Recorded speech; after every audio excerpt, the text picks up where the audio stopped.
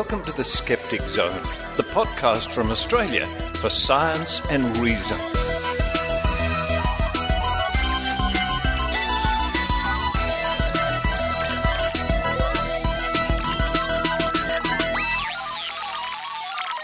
Hello and welcome to the Skeptic Zone, episode number 389 for the 3rd of April 2016. Richard Saunders here with you from Sydney, Australia. And before we start, my dear friends, thank you so much for the well wishes and the kind words and the virtual hugs that I've been receiving all week following the death of my mother. Thank you so much. Every one of them, I promise you, every one of them I read, and I appreciated every kind thought and every kind comment. Thank you so much. And a big thanks to the Skeptics Guide to the Universe, who sneakily sent a little care package here. And that was very gratefully received. The Skeptics Guide to the Universe, folks, our sister podcast, brother podcast, sibling podcast, a very popular podcast indeed. I have the pleasure every now and then to be a guest rogue on the Skeptics Guide to the Universe. So their gesture was, wow, very touching. Thank you, SGU. Thank you so very much. And thank you to the Australian Skeptics, who, some of the members of Australian Skeptics came along to my mother's funeral, which was very, very nice to see, and let me know that a contribution has been made to Professor Klingan's cancer research at the University of Wollongong, which was a request from my mother.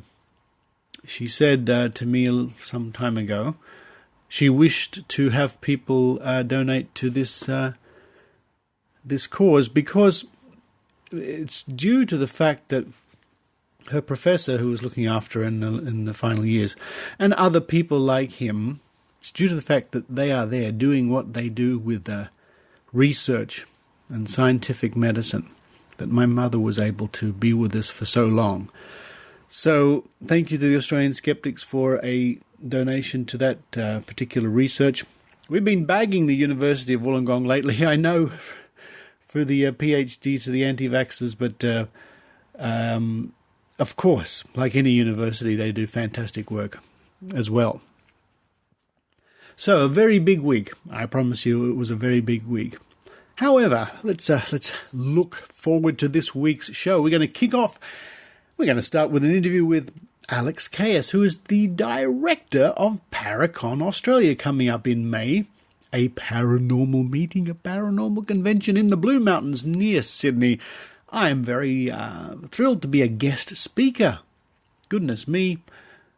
Let me reach for my mother's Bible. What's this? Daniel in the Lion's Den?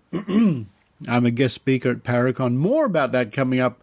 My interview with Alex Cayas. Following that, it's a couple of skeptical announcements. What's going on in the skeptical world, especially here in Australia. Then I'll be reading a piece by Tim Mendham. We seem to get a lot of pieces by Tim Mendham. He's a good writer, actually. He's the editor of the Skeptic magazine here in Australia, about wind farms. Wind farms. And some of the nonsense that's going on there with large amounts of money being splashed about. Find out more soon. And then it's Maynard's spooky action, chatting to an old friend of mine, Ian Wolfe. Ian Wolfe's appeared on our show before from time to time. He's the man behind the Diffusion Science Radio Show here in Australia. And that's a very long-running show. It's a podcast, it's a radio show. Find out more later on the show when Maynard interviews Ian Wolfe. And then to round off the show, a little news clip and little news item about a High Court challenge, apparently, who knows, to the Australian government's no jab, no pay laws. Will the anti-vaxxers succeed in overturning the law? We shall find out. Oh, by the way, just referring back to what I said before about the professor's research, Professor Klingan, I'll add a link in the show notes for this week. Or you can simply Google Professor Klingan, that's Klingan, Klingan Research Foundation. My mother certainly thought very highly of the professor who was looking after her. He was a lovely man, and thanks to him, of course, and the wonderful work they do generally in cancer research that does keep thousands of people alive. It really does. Oh, and by the way, my mother did not have any time for quackery, quack cures and promises. She was a very bright woman, and she knew exactly her best course of action. And as I mentioned on last week's show, that course of action gave us about another 30 years with Mum. Stay tuned right at the end of the show for an important announcement from the Skeptic Zone, something very interesting indeed. But right now it's time for me to run downstairs, open up the fridge, look for some marshmallows. I thought I saw. I wonder if they're in the cupboard. Hot chocolate and marshmallows. That sounds pretty good. Why not? Well, I'm enjoying that. I hope you enjoy the Skeptic Zone.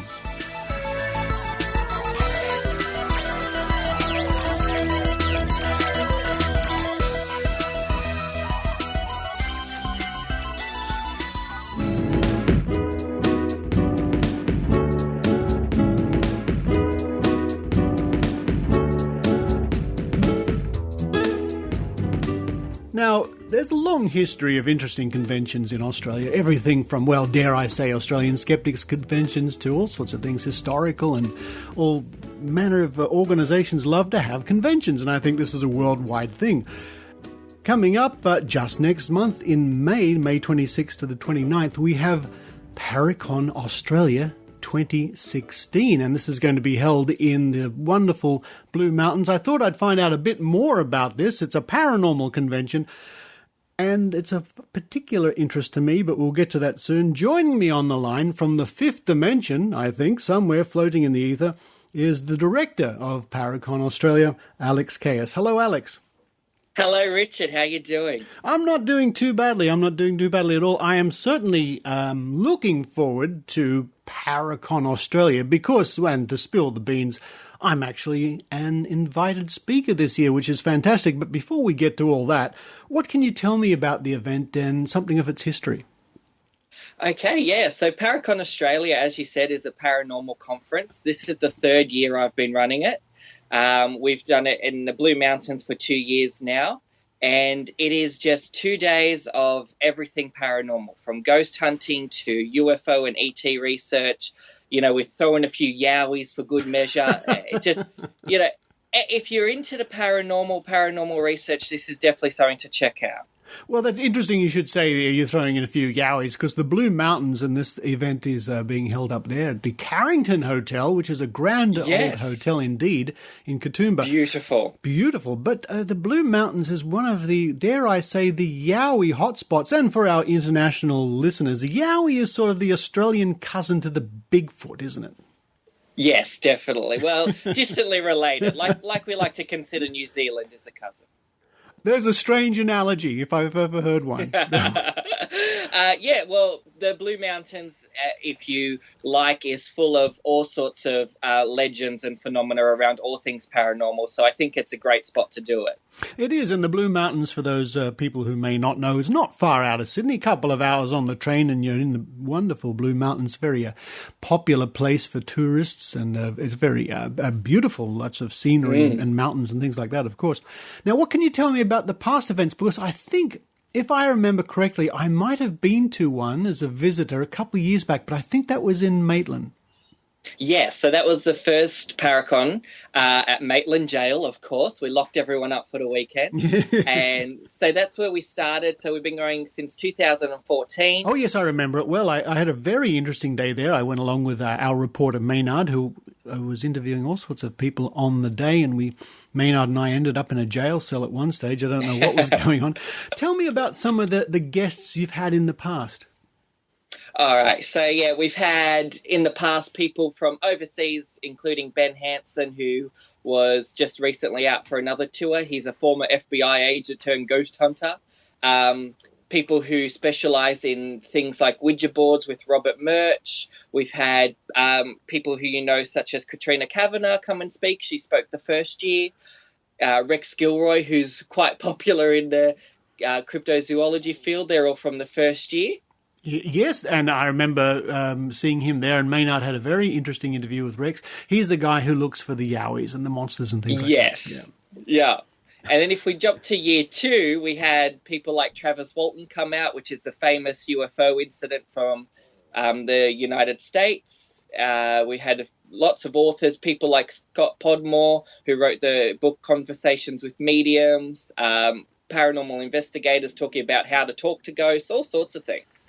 It's your one-stop shop for everything paranormal, it would seem. Now, let's get to this year's event, as we keep saying, is the 26th and 29th of May, up in the wonderful Blue Mountains. Apart from a certain skeptic, what other guests can people expect to see?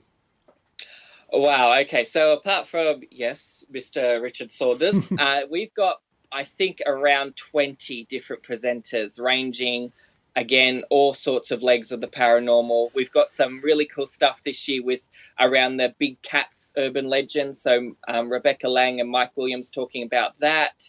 In the UFO side, we've got people like Mary Rodwell and Bill Shawker talking about like the Westall incidents of the 60s.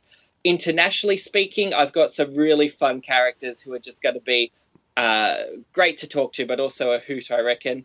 We've got Cal Von Crush, who's a occult object and bizarre artifact collector. Ooh. And we've got a comedian and psychic, Karen Ronkowski, who has just been hilarious already. So I think she's going to be a hit. A comedian and a psychic. She must know all the punchlines to her own gags before she says them. Oh, dear. Well, she says them up first and then goes backwards. That does sound interesting. Now, and I'm very pleased that you decided to invite me along. I'm sure I'll have an interesting time, if I can put it that way. And I hope that I'll give, in my talk, I'll give your audience some insights. What I'm going to be discussing is a guide or an overview to the various money challenges that skeptics put up around the world, including here in Australia, which is $100,000 for anybody who can successfully perform a paranormal or supernatural event. And I wonder if I'll get people lining up to apply after my talk. We shall see. I'm looking forward to it. Well, if you bring your application forms along and we'll put them out. We will. Now, as my listeners know, I do attend many of these events, and I do so around the world. I go to the Mind, Body, Spirit Festival every year here in Sydney. And what I always say to my listeners, because most of my listeners are of the skeptical persuasion, I would hazard a guess, is that these things for skeptics are so worthwhile going to see, because you actually learn what believers and people into the paranormal, what they really believe or what they really say, not the cartoon caricature that we might think. It's really interesting to see where their reasoning comes from, what research they've done, how they justify their claims and things like that. So for skeptics in Australia, it's probably really worthwhile coming along. Check out the program, see what talks are coming up, and you might get some very interesting insights into the minds of the people who are into the paranormal. Now, what is the best URL for people out there to find out more information and maybe score themselves a ticket? Yeah, if you just head to www.paraconaustralia.com, all the information's there. Just click on the Paracon 2016 tab and it's everything you need. That's quite easy. www.paraconaustralia, Paracon Australia.com. All the information's there. You can check out the speakers for this year, because I noticed there's a long page of speakers with their photographs and bios there, which is pretty cool. Yep. And again, if people want to come along, enjoy the sessions, believers to skeptics will find everything interesting, I'm sure, and I look forward to meeting everybody there myself. Excellent. We look forward to having you, Richard. It's going to be a great weekend. I think so. Well, Alex Cayas, the director of Paracon Australia, coming up next month. Thank you very much. No worries. Thank you.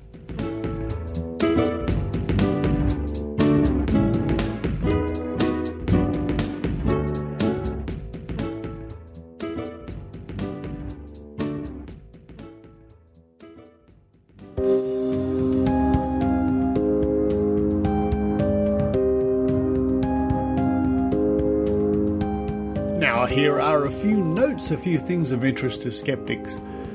In Australia, how the sky works. An introduction to naked eye astronomy.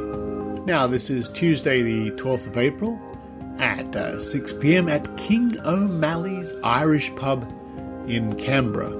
Cheap astronomy is about exploring the universe. Maybe just with your eyes, or maybe with binoculars, or even an out-of-the-box department store telescope.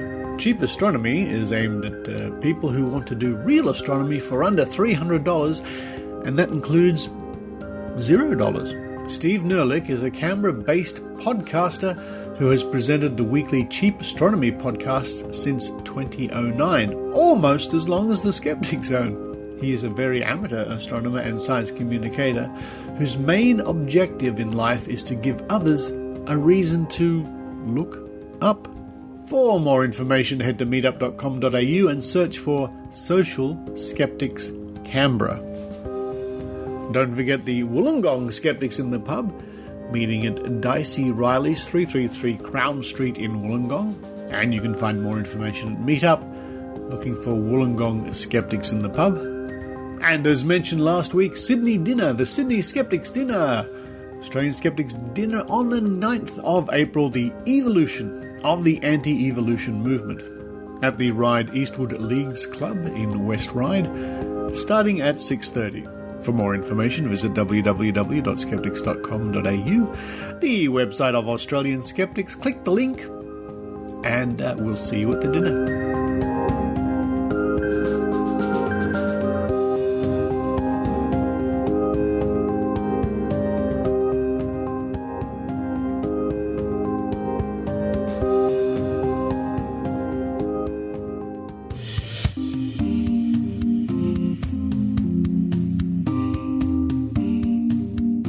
From the website of Australian Skeptics, www.skeptics.com.au, from the 23rd of March, written by Tim Mendham. The National Health and Medical Research Council, $3.3 million on wind farm research. Money down the drain? The National Health and Medical Research Council, NHMRC, has announced 2 grants totalling $3.3 million to researchers at the University of New South Wales and Flinders University to, quote, enrich the evidence-based understanding of the effects of wind farms on human health, end quote. This is despite its own year-long study that reported in early 2015 that there was no, quote, consistent evidence, end quote, that a problem exists. The NHMRC made a targeted call for research last year and now named the recipients as Professor Guy Marks from the University of New South Wales, $1.49 million, and Associate Professor Peter Catchside from Flinders University, $1.36 million. A statement by the NHMRC says that the University of New South Wales will, quote, investigate the broader social and environmental circumstances that may influence the health of people living near wind farms, end quote. Studying the health impacts of infrasound, sound waves typically inaudible to humans, generated by wind turbines. Flinders University will, quote, explore relationships between noise from wind farms and effects such as annoyances and reduced sleep and quality of life, end quote. Simon Chapman, an Emeritus Professor of Public Health at the University of Sydney and 2013 Skeptic of the Year, told the Sydney Morning Herald newspaper that, quote, there had been at least 25 reviews internationally, including by the NHMRC, that showed very little evidence of direct effects from wind farms, end quote. Effects that did exist could be put down to psychosocial factors, he said, such as pre-existing antipathy to wind farms, resentment by locals who had received no benefit from turbines in their region, and anxiety of perceived health impacts. Quote, it's really quite disgraceful. It's money literally poured down the drain. There is no health or medical agency in the world that would give any rational priority to wind farms and health. Potentially hundreds of researchers who had just missed out on funding research would be angry as the money is being spent on wind farm research, end quote. NHMRC CEO Professor Anne Kelso said that further research was needed to explore the relationships between wind farms and human health. Quote, Existing research in this area is of poor quality, and targeted funding is warranted to support high-quality independent research on the issue. To address this, we need well-designed studies conducted by excellent researchers in Australian conditions. These grants directly support the Australian government's commitment to determine any actual or potential effects of wind farms, end quote, she said. Quote, NHMRC supports only the most outstanding research. Each application for this funding underwent the same stringent independent review process we apply to all NHMRC grant applications, end quote. The Abbott government, and particularly former Prime Minister Tony Abbott and Treasurer Joe Hockey, were against wind farm on both supposed technical issues and aesthetic grounds. The 2014-2015 study by NHMRC was ordered by the Abbott government in January 2013, even before the results of a separate review of the issue by the council had been made public. The decision for another review stokes fears that the government was being swayed by anti-wind farm campaigners, including Maurice Newman, a senior business advisor to Abbott. I'm sure we'll be hearing more about wind farms and their supposed health impacts further down the track. However, that was a story by Tim Mendham, as published at www.skeptics.com.au.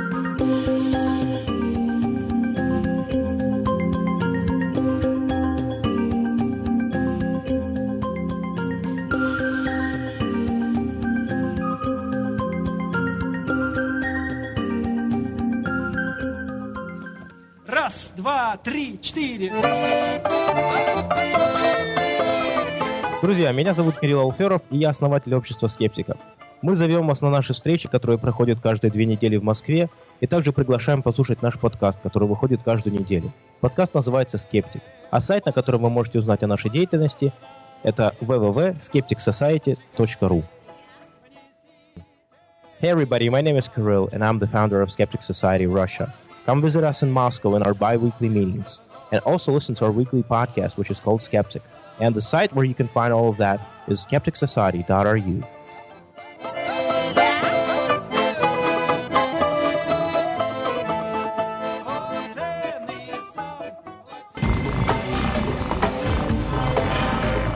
Here's Maynard's spooky action at a distance. I'm here on an occasional bench in Glebe. That's right, part of Sydney. This is where the elite like to hang out and think that they're better than everyone else, and I'm sitting on the bench going to them as they go past. But here's someone I would never go to, because he has one of the most interesting science shows in Australia, because it's been going for ages. It covers lots of topics. Sometimes it's political, sometimes it's not, but I'll let him introduce himself, and welcome to my occasional bench. Hello, Maynard. How are you? Well, I'm just fine. It's a lovely day. Who have we got here? And tell us a bit about your show. I'm Ian Wolfe, and I produce Diffusion Science Radio, a weekly science and technology podcast and community radio show. And how long have you been doing this for? How long could have people been listening to your voice on the show? Although it's been going for ages, hasn't it? It has. I joined the show in 1998, although it had already been going for a few years before then. Wow. And when it comes to long-running science shows in Australia, there's yourself, there's the ABC Science Show. Have we got anything any older than that that's still going? Not that I'm aware of. And what's the main subject of your show? Because there's so many disciplines in science. And by the way, have you got a degree yourself? I do. I have a degree in applied science from UTS, majoring in physics and computing. Wow. So can you explain Planck time to me? Planck time is, let's see if I can remember the numbers, I think it's 10 to the minus 37 seconds, which is the shortest amount of time that things can happen in. Wow. I love that. I love the whole idea of Planck time. It blows my mind. And by the way, we are sitting on a street, so you will get street noises. You'll get people walking past going, what the hell's going on? Because some people might think we're going live, mightn't they? They might think we're going live. And because where can we find your show too? We're going to talk all about it there. Where can they find it? So I'm on www.diffusionradio.com, and you can find me on iTunes, science360.gov, the National Science Foundation's internet radio station, and astronomy.fm. And how did you get into it? Why did you decide, okay, I've got a degree in physics, I'll go into radio? Well, I joined a group called the Australian Science Communicators. Oh, they're troublemakers. Troublemakers. Well, that's why I joined. And I got an email over their mailing list saying, would you like to be in radio? And it's mentioned that there's a science program on 2SCR, and they were looking for volunteers, and you'd be trained up. So I went and tried it and really enjoyed it. Okay. And what keeps you doing it after all these years? Because you've got to put out a show every week, and it's half hour, is it? It's a half-hour show every week. I really enjoy talking to scientists and engineers and people who are making and doing interesting things. Yeah. And what is the area that interests you the most? Have you got your own little private, little fetishy area of science that you go, that's good? Because I've seen you do shows on 3D baldness cures. Well, the problem is I have a very wide range in science, so most scientists specialise. Almost everybody specialises very, very narrowly, whereas I'm interested in almost all of it. So I read very, very, very widely. I'm very interested in futuristic technology, but I'm also interested in things like quantum physics and psychology and medicine and all sorts of things. So could we put you as a transhumanist, could we? Oh, yeah, absolutely. I joined the Transhumanists last year.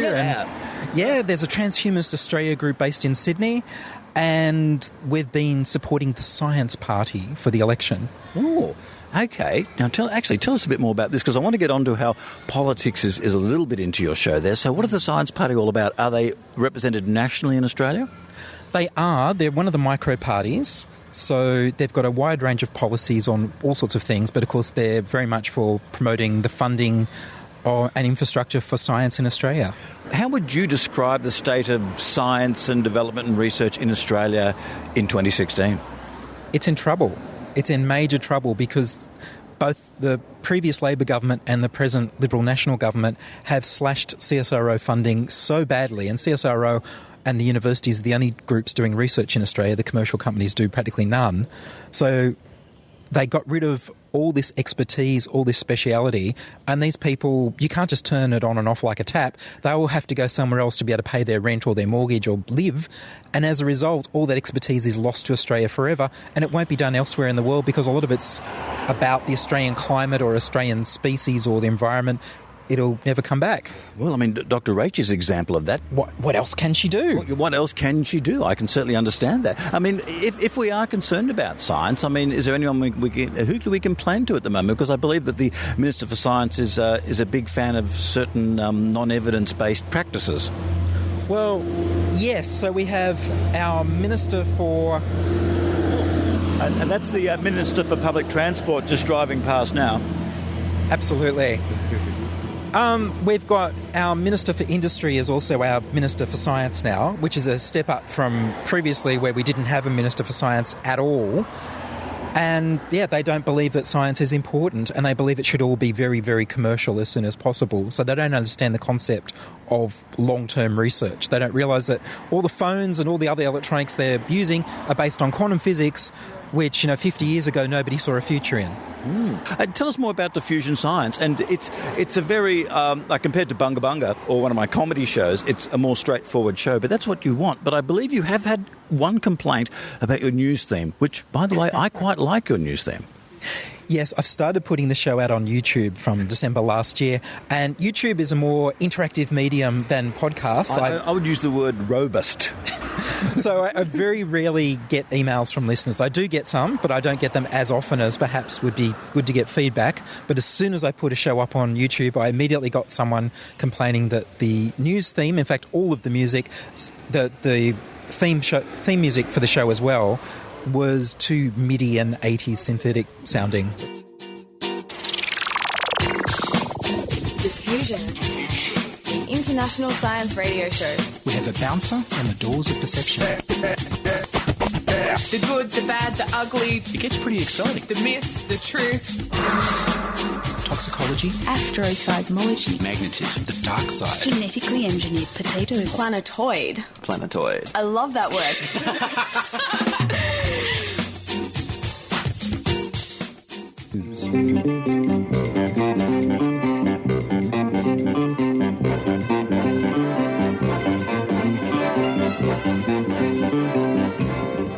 I've got to say, just like the Skeptic Zone itself, you adhere very much to the copyright rules. So it's all copyright-free music or stuff that you can find yourself. So, you are a bit limited. I am a bit limited, so the only alternative is to get someone to compose something especially, and that's a lot of work. I mean, I'm not a composer, but the actual theme for Diffusion was composed for us about 8 years ago.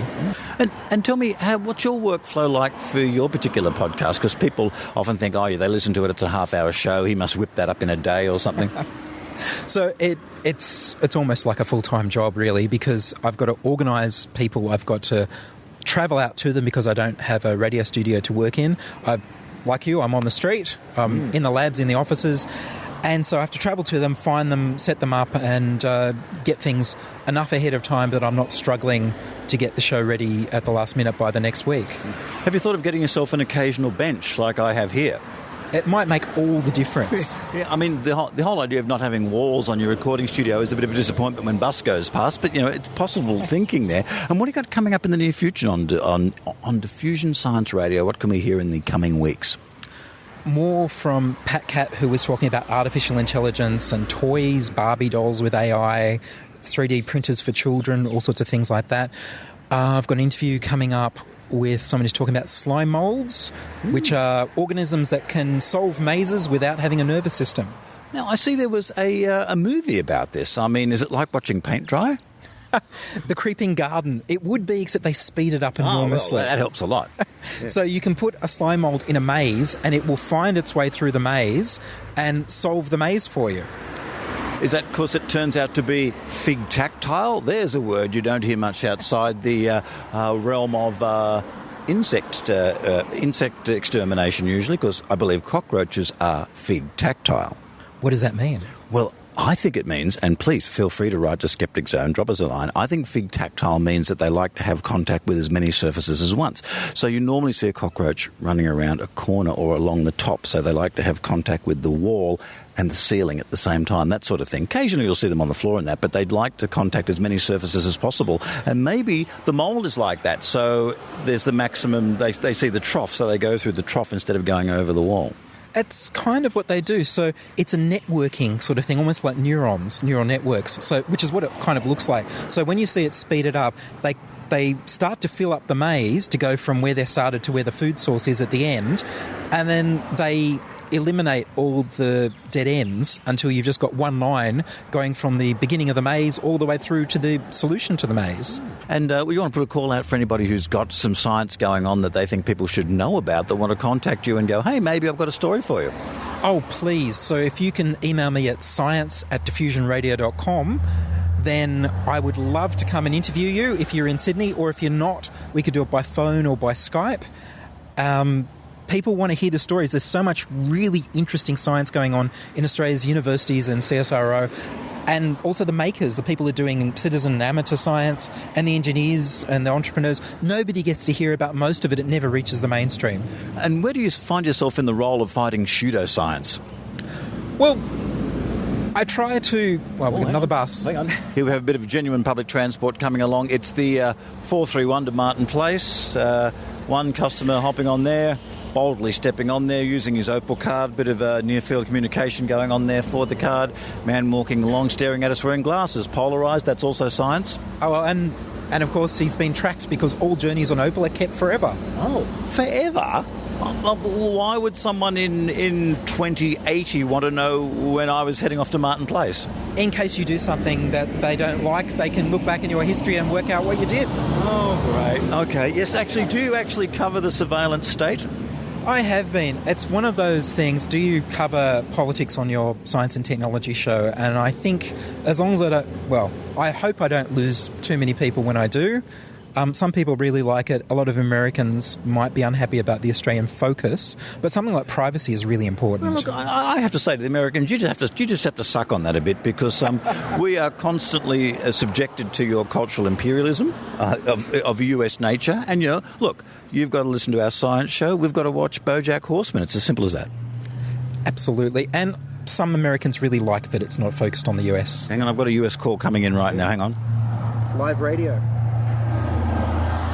Look, before we were interrupted by life, my phone, and by the way, that was Donald Trump on the phone. He just yelled at me and tried to start a fight, but I wouldn't get into it. As you shouldn't. Yeah. Oh, look, hang on, a bit of horn blowing there. Let's give these people a wave as they go past. Hello. Well, look, let's just sum up now by just, let's get it. Look, we want people listening to the Skeptic Zone. We want people listening to Diffusion Science Radio because they've got very different focuses. This is a magazine focus. Yours, do you often have one story for the whole show? I try to make it a magazine in the sense that I'll have a news section and then maybe a few things. Lately, if I get a really long interview, then I'll let it go for 20 minutes, but I try to have things shorter and more varied than that. Well, so get over to Diffusion Science Radio, and the question I love asking people here, if there was a kind of woo, a kind of paranormal, a kind of pseudoscience that was actually real and you could pick one, what would that be, Ian? It's really hard because there's so many interesting things that you could claim to do. So, yeah, look, I've asked DJ Gothy that. I've asked the amazing Randy, or amazing as we call him, and even he finds that difficult to pick one, even with their wealth of experience. I guess they've seen so much, but what do you reckon? There's so many implications if they were real. Like, if they suddenly became real and they weren't real before, that's different to if they were always real and we just didn't know. So, like, if you could... the whole magical healing. If you could actually really heal someone in a way that we can't currently do with medical science, that would save lots of lives and that'd be amazing. But if it had always been around, that changes all the laws of physics and observation and everything. Wow. It might have bad consequences. And Deepak Chopra, he could probably die from doing the I told you so dance so hard, he just fall down exhausted, because he would if it was around there. But we certainly haven't seen science-based evidence of Reiki, for example. Well, exactly. So we haven't seen science-based evidence of any of the magical healing at all, and because it doesn't work, as far as I can tell. But a show that does work and a guy that works hard is Ian, and please tell us where we can find Diffusion Science once again. So if you go to diffusionradio.com or search on iTunes or Facebook, I'm at Ian Wolf on Twitter, and I'm also on science360.gov. And I believe you're just thinking of getting into the whole Patreon thing and the whole PayPal thing, so if people want to contribute, they can. Absolutely. Go to patreon.com/diffusionradio. Okay. Look, thank you for your time here, and thank you for joining me on the Skeptic Zone Occasional Bench. Thank you, Maynard.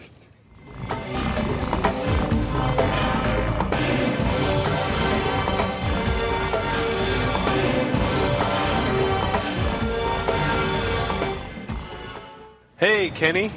Oh, hi, Tom. Nice day at this park, yeah? Yes, great weather. Oh, look, a unicorn. Unicorn? There are no such things as unicorns, silly. Yes, there is. No, there isn't. Hey, guys, what are you arguing about? Tom thinks unicorns are real. They so are. Let's look this up in the Skeptics Dictionary. The what? How can we do this in this park? There is no computer here. You guys probably don't know about the Skeptics Dictionary app. Available now for iPhone, iPad, and iPod Touch in the App Store. Wow, cool. The app lets you access all of the great Skeptics Dictionary articles when you're on the go. Here, let me look up unicorns. Oh, cool. Kenny, prepare to be proven wrong. It says here, the unicorn is a creature from fables. Aha! Actually, I see now that someone just dumped their ice cream cone on that horse's head. Thanks, Skeptics Dictionary iPhone app.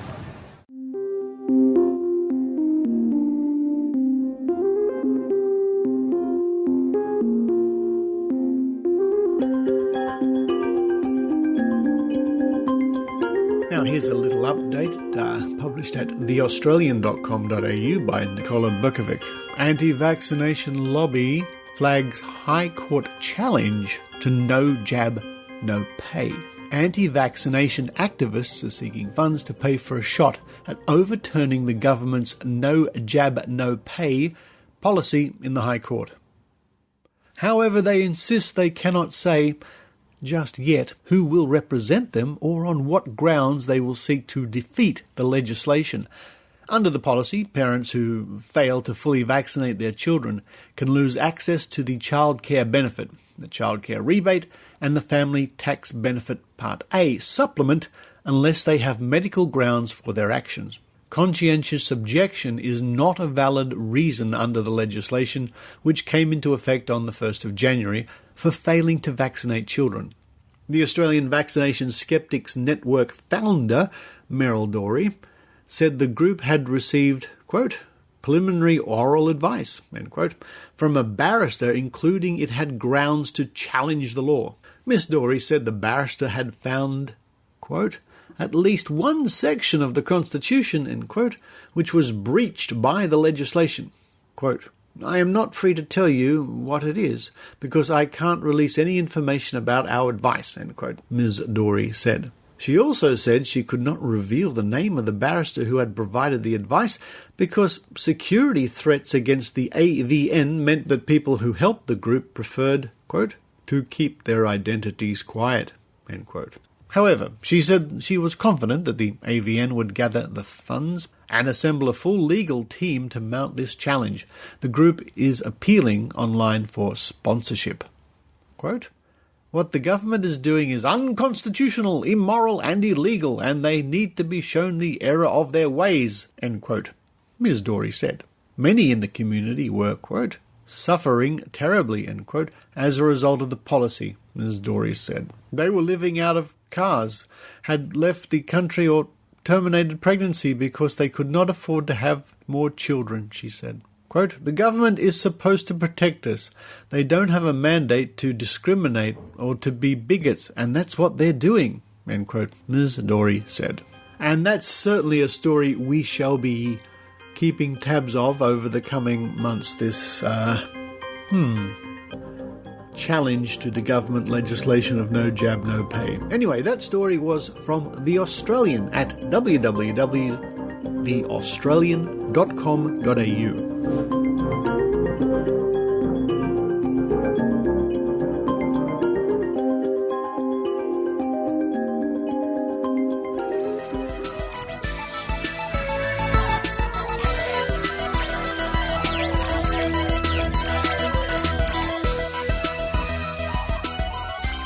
Thank you for listening to the Skeptic Zone. Now, I said at the top of the show there was an important announcement. Let me just pick up my microphone, run down these stairs,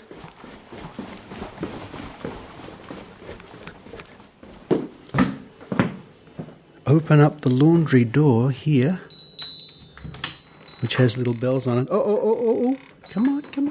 And there are two little faces looking at me through the crack. Come on, out you come. It's all right, yes. Come on, sweetie. Yeah, whoa, what was that? This is Henrietta. Oh, and meowing on the floor is Maud. The new Skeptic Zone kittens. Yes, I hear you. Who are bound to keep me very busy, I promise you. We'll never forget Fred. Yeah, I know, yeah, I hear you. But now we have Henrietta and Maud. All right, you two. So for this week, my friends, with kittens following me back up the stairs, it would seem, you think I've got some dinner for you? This is Richard Oh, there they go. This is Richard Saunders signing off from Sydney, Australia.